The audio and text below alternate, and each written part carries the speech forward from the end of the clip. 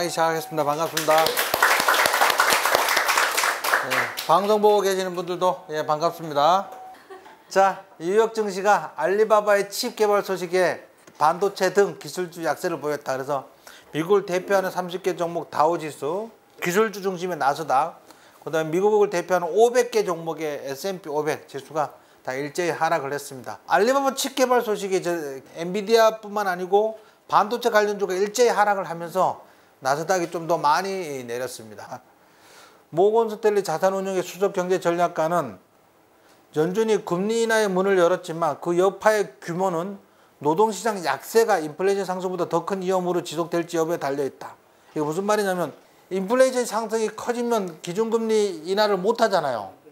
인플레이션이 낮아져야 되고 노동시장도 실업자가 늘어나면 안 돼. 안정적으로 있어야 되죠. 실업자가 늘어나면 금리를 낮춰야 되지만 노동시장이 실업자가 늘어나지 않고 또 안정고용률 4.1인데 뭐 4.0 이렇게 가면 이게 경기가 좋다는 거야, 얘가. 또 금리 인하를 못해. 그래서 이게 두 개 인플레이션하고 노동시장하고 밀접하게 같이 움직이고 있습니다. 오늘 발표된 PC 물가지수는 고용시장에 대한 관심을 계속 유지할 것이다. 현재로서는 9월 금리 인하 가능성이 여전히 높다. 뭐 이런 상황입니다. 7월 핵심 물가 상승률 2.9%로 2월 이후 최고치를 기록했다. 계속 끈적거리가 안 내려오는 거예요. 좀 2%까지 확 내려오기를 바라는 건데. 알리바바가 새로운 칩을 개발하고 있습니다. 지금까지 알려진 내용은 다음과 같다. 이 칩은 학습보다는 추론에 특화되어 있지만 알리바바는 여전히 엔비디아와 같은 다른 공급업체의 반도체를 사용할 예정이다. 이제 개발은 하고 있지만 다른 엔비디아 칩을 사용한다는 거네, 그죠? 아직도 갈 길이 머네. 근데 왜 호들갑이야? 알리바바는 향후 3년 동안 AI에 최소 531억 달러를 투자할 것이라고 밝혔다. 앞으로 3년 동안? 이래서 중국봉은 알아줘야 된다니까? 이미 뽀록 났어.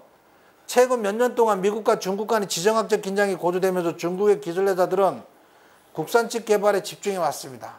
자, 그래서 요게 이제 중국이 생산하는 칩하고 써야 되는데 알리바바에서 새로운 칩을 개발하고 있다는 소식입니다. 그래서 증시가 내린 거는 이것 때문에 이제 반도체 관련주들이 이게 무슨 얘기냐면 뭐 이렇게 있다고 칩시다. 이게 완전 고성능 칩이라고 생각하고 이게 좀 저사양 칩이라고 할게요. 얘들이 알리바바가 저사양 칩을 만든다면 저사양 중에 상승 위쪽에 있는 거겠지. 이쪽에 있는 거. 이런 칩을 만든다면 다른 반도체 기업들 뭐 엔비디아라든지 뭐 이런 나라들의 매출이 줄어들 거라는 거지. 얘들이 이런 부분을 대체할 거니까. 하지만 뭐 최고 사양의 고성능 칩은 아직은 못 만드는 거죠. 그건 이제 엔비디아가 그냥 탑을 찍고 있는 겁니다. 트럼프의 관세 대부분이 항소법원에서 불법으로 판결된 무역정책에 큰 타격을 받을 것 같다. 지난번에 한번 1심에서 패소 판결 받았는데 항소법원에서 또 패소 판결을 받았어요. 트럼프의 이 관세 정책은 좀 법리에 맞지 않다. 좀 월권이다. 권한을 벗어나는 정책이다. 뭐 그런 판결을 내린 겁니다. 연방 항소법원은 도널드 트럼프 대통령의 전 세계 관세가 불법이라고 판결하면서 그의 공격적인 무역 정책의 핵심에 큰 타격을 입혔다. 금요일의 판결은 트럼프 행정부가 승패를 가르는 소송에도 두 번째 연속으로 패소한 것이다. 1심에도 지고 항소심에도 졌으니까. 트럼프는 항소법원을 매우 당파적이라고 공격했지만 대법원이 자신에게 유리한 판결을 내릴 거라고 얘기했는데 이거를 아직은 제한은 하지 않으면서 대법원으로 유예를 했어요. 이걸 지금 당장 멈추라고 하기에는 좀 정치적 부담감이 너무 컸던 걸로 그렇게 보여집니다. 연방순회항소법원은 7대4 판결로 트럼프 대통령이 가장 광범위한 관세, 상호 관세를 부과할 때 적용한 법률은 실제로 그에게 그러한 세금을 부과할 권한을 부여하지 않았다. 권한을 초과하는 거다.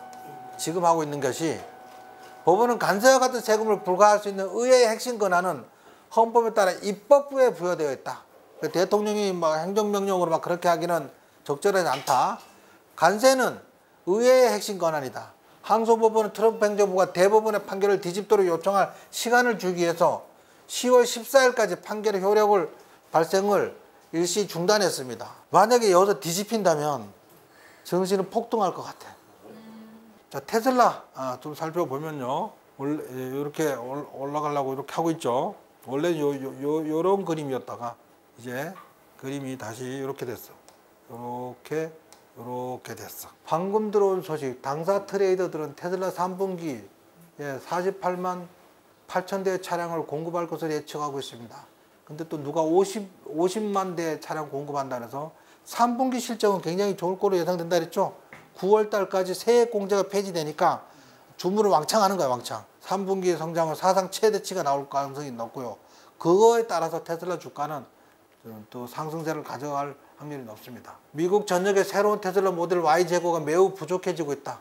텍사스주 오스틴 등 일부 지역에서는 9월 30일 만료되는 $7,500 연방 전기차 보조금을 활용하는 사람들이 몰려 반경 200마일 이내 새로운 모델 Y 재고가 전혀 없다. 또 중국에서 테슬라 중국 8월 신규 주문량이 전월 대비 100% 급증했대요. 중국은 이제 새로운 모델 YL, 요게 인기가 굉장히 좋았던 것 같습니다.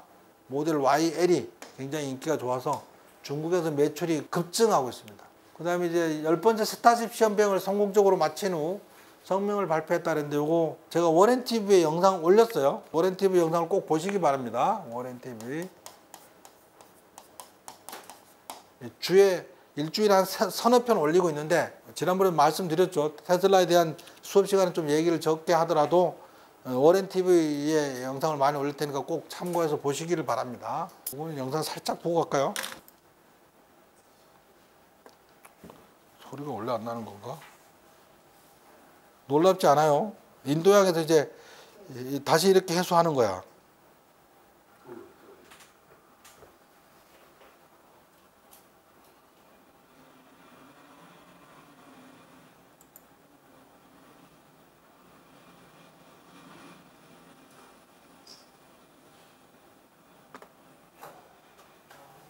하여간 뭐 대단합니다. 그죠? 원하는 지역에 착륙시키는 거예요. 이제 6, 7년쯤 지나면 스타쉽이 24시간 안에 24번, 1시간에 한 대씩 쏜다는 거지.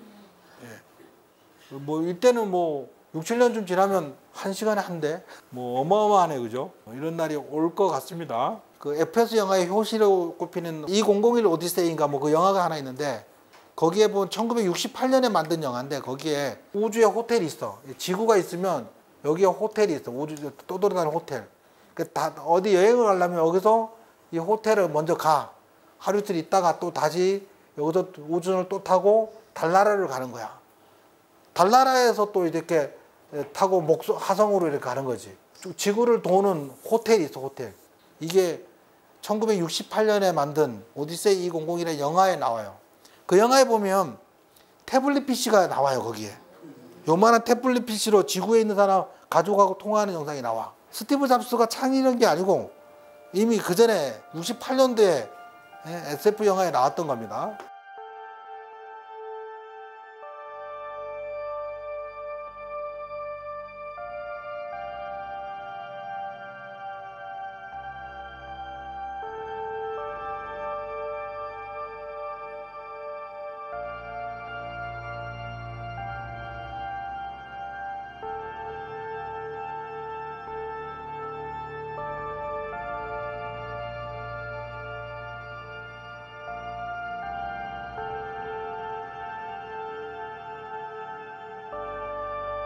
대단한 영화입니다. 그 사람 천재지, 천재. 라이더가 없으면 뭐 차량이 안 된다 그랬는데 일론 머스크가 고해상 레이더를 개발했고 이 하드웨어는 모델 S와 X에 실제로 탑재되었지만 카메라와는 비교할 수 없어서 저희는 기능을 껐습니다. 아예.